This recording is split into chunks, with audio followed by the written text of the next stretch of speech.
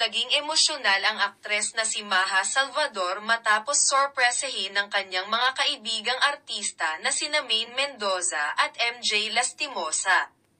Sa isang Instagram post, ibinandera ng dating beauty queen na nagkaroon sila ng baby shower para kay Maha.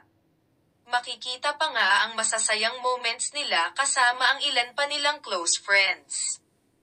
Naroon din syempre ang mister ni Maha na si Rambo Nunes, at ang asawa ni Maine na si Arjo Ataide. Ayon kay MJ, hindi na siya makapaghintay na ma-meet ang panganay na anak ni Maha at Rambo.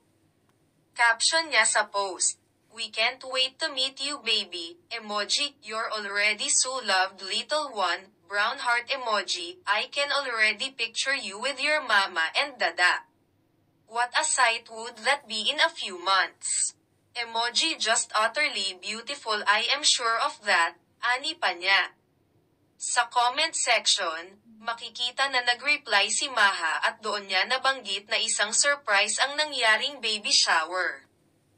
"Thank you sis.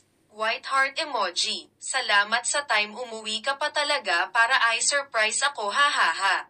Sambit ni Maha.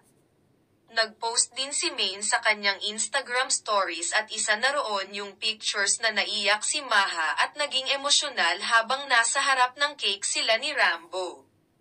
May solo picture din si Maha na kitang-kita na masayang-masaya siya sa naging sorpresa ng kanyang mga kaibigan. Say pa ni Maine, "We love you. Super mom, to be," at Maha white heart emoji. Ni-repost naman din yan ni Maha at lubos niya ring pinasalamatan si Maine, "Thank you my sis at Maine. Ang swerte kong nakaibigan kita," ani pa niya. Kung maaalala, noong Desyembre lamang nang inanunsyo ng mag-asawa na magkakaroon na sila ng bahay. Ibinandera nila sa Instagram ang sonogram ng kanilang newest blessing. Noong July 31 nang ikinasal ang dalawa na ginanap pa sa Bali, Indonesia.